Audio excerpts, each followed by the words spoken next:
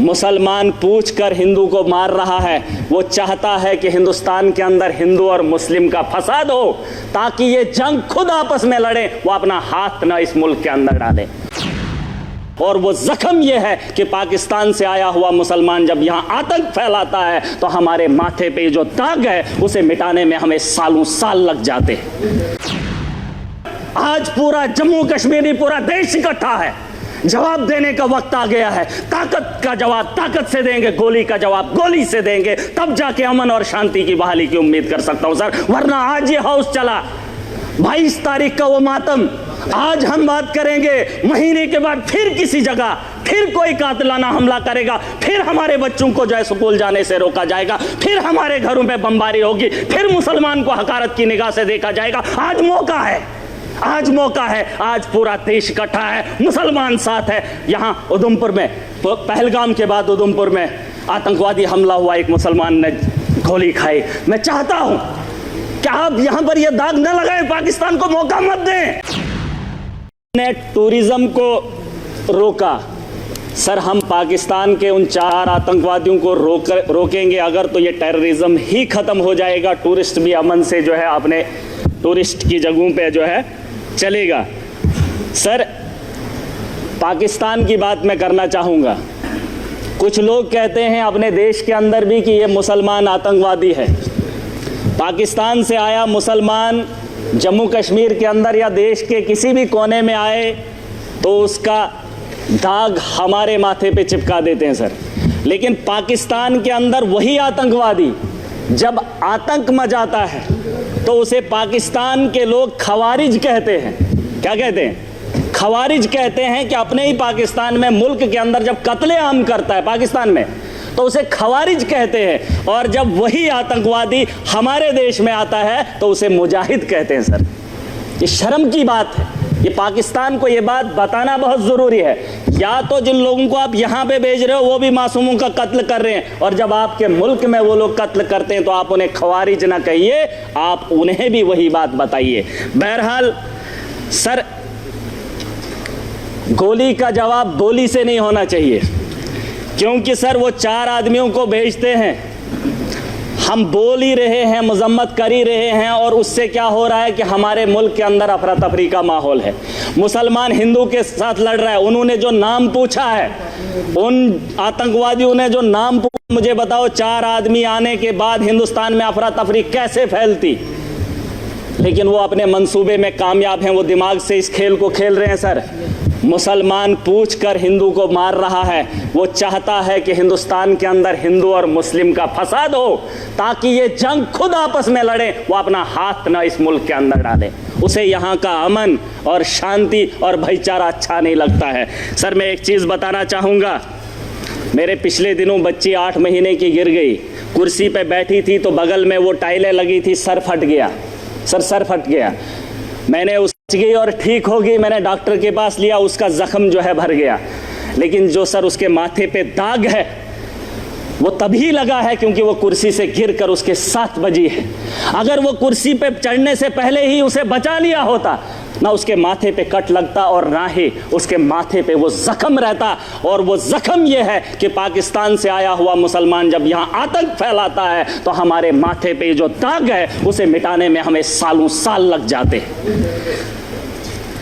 मैं उसे तो बात ही वही है, मैंने कह दिया है खवारिज है। सर मैं बताना चाहूँगा, एक बात है जिसे हम लोगों को समझना बहुत ज़रूरी है।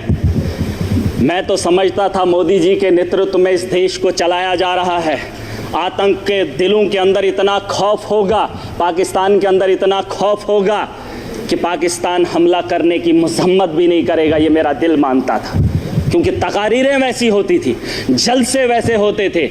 लेकिन आज अगर वो वक्त आ ही गया है, यहाँ अगर मैं अगर ताकतवर हूँ, मैं चाहता हूँ अगर वो मेरे से गलती करे, मेरे से वो उलझे, मैं चाहता हूँ वो कब उलझे और मैं उसको लफाड़े 2 मारकर बिठा दूँ। सर ये मेरा मानना है, अगर मैं ताकत में हूँ, मैं चाहता हूँ अगला मेरे पे वार करे और मैं उसे ताकत से जवाब दूँ। आज नहीं सर, सुन, पूरी बात सुन लीजिए। अभी तक घंटी किसी की नहीं बजी, किसी की नहीं बजी। अगर मेरे लिए बजा रहे हो मुझे बताओ मैं गलत बोल रहा हूँ, मैं सही बोल रहा हूँ। मैं कह रहा हूँ सर, आज आप यहाँ इजलास बुलाएंगे, बुला लो, मैं भी चला जाऊंगा। मैं आज इसलिए आया हूँ, मैं जम्मू कश्मीर का नागरिक भी हूँ और जिम्मेदार भी हूँ, और मेरे नौजवान बच्चे, उमर साहब ने एक टीम बनाई, अलग अलग स्टेट्स के अंदर गए, लेकिन मजबूरी क्या हुई कि मुसलमान को देखकर पीटा जा रहा है। मैं इसलिए यहाँ पर आया हूँ। मैं मुंबई नहीं गया, मैं महाराष्ट्र नहीं गया, मैं गुजरात नहीं गया अपने उन बच्चों को देखने के लिए जो यहाँ से हमारे बाहर पढ़ने के लिए जा रहे हैं। लेकिन मैं उमर साहब का फिर भी शुक्रिया अदा करना चाहूँगा। लेकिन एक बात बताने आया हूँ, मैं चाहता हूँ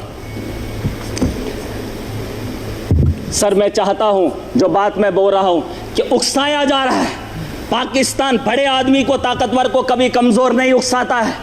अगर उकसाने की गलती पाकिस्तान ने की, मैं खुल के बोलूँगा सर, अगर की, और ये पहली बार नहीं हुआ। जम्मू कश्मीर को मोहरा मत बनाइए। मिलकर आज पूरा जम्मू कश्मीर नहीं, पूरा देश इकट्ठा है। जवाब देने का वक्त आ गया है। ताकत का जवाब ताकत से देंगे, गोली का जवाब गोली से देंगे, तब जाके अमन और शांति की बहाली की उम्मीद कर सकता हूं सर। वरना आज ये हाउस चला, 22 तारीख का वो मातम, आज हम बात करेंगे, महीने के बाद फिर किसी जगह फिर कोई कातिलाना हमला करेगा, फिर हमारे बच्चों को जो है स्कूल जाने से रोका जाएगा, फिर हमारे घरों पे बमबारी होगी, फिर मुसलमान को हकारत की निगाह से देखा जाएगा। आज मौका है, आज मौका है, आज पूरा देश इकट्ठा है, मुसलमान साथ है। यहाँ उधमपुर में, पहलगाम के बाद उधमपुर में आतंकवादी हमला हुआ, एक मुसलमान ने गोली खाई। मैं चाहता हूँ कि आप यहाँ पर ये दाग न लगाएं, पाकिस्तान को मौका मत दें, मत दें। ये मेरा घर है, मुझे पाकिस्तान के वास्ता नहीं है। अगर देश का हिंदू ये कह रहा है कि मुसलमान आतंकवादी है, तो फिर पूछना चाहता हूं, भारत को छोड़कर अमेरिका लोग क्यों जा रहे हैं, कनाडा क्यों जा रहे हैं, और आपको लगता है महराज पाकिस्तान जाना चाहता है? नहीं, मैं भी दुनिया के उन बेहतरीन ममालिक में जाना चाहता हूं जहां बेहतर जिंदगी मुझे मिले। ये भिखारियों का देश, जहां खुद भूखे नंगे लोग हूं, उस पाकिस्तान में मैं जाना चाहूंगा। ये दाग खत्म कर दीजिए, ये सोच खत्म कर दीजिए। मैं एक लोकतंत्र मुल्क में रह रहा हूं, जमहूरियत का मुल्क है, यहां आजादी है, मेरे जैसे इंसान को बोलने का अधिकार है। अरे पाकिस्तान में हालात देखकर इंसान को घिन आती है, लेकिन ये दाग मैं नहीं ले सकता। मैं अपने दोस्त को देश के कोने में पिटते हुए नहीं देख सकता, हिंदू और मुसलमान के साथ लड़ते हुए नहीं देख सकता। पाकिस्तान 4 आदमियों को भेजकर देश का माहौल गंदा कर रहा है और हम उसका हिस्सा बन रहे हैं। सबसे बड़ी बेवकूफ़ी इसी की बात की है। और मैं चाहता हूं सर, मैं चाहता हूं आखिरी बार, सियासत नहीं है, बस दुख है। अगर ये मामला होता ही नहीं तो हम अपनी अपनी कॉन्स्टिट्यूंसियों में काम कर रहे होते। तारगामी साहब ने बहुत अच्छी बात रखी सर। इस हाउस के अंदर जिन लोगों ने हाउस बुलाया है, वो किसको फरियाद लगाएं, किसको सर? अगर हमारी सलाह लेनी है तो हमें बुला लीजिए, हम आपको बताएंगे, लेकिन आपको विश्वास करना पड़ेगा। अगर आप विश्वास नहीं करेंगे तो इस हाउस को चलाने से, चीखने से क्या बात बनेगी? वैसे तो डिबेट में पाकिस्तान के लोगों को भी बुलाकर बात कर ही लेते हैं। लेकिन जो पानी का मामला है सर, पानी का मामला रोकना ठीक है सर, लेकिन हम उसको उतना नहीं रोक पाएंगे। 4 दिन 1 महीना रोक सकते हैं, लेकिन अगर रुकेगा पानी तो हमारे लोगों को नुकसान होगा, और जब उसे छोड़ेंगे तो सैकड़ों किलोमीटर हमारे देश के लोग उससे नुकसान होंगे पहले, फिर उसके बाद पाकिस्तान को नुकसान होगा। उसके लिए कोई तैयारी करनी पड़ेगी। यह 20 साल का लिए मामला है सर। गोली का जवाब गोली से नहीं, गोली से देना पड़ेगा।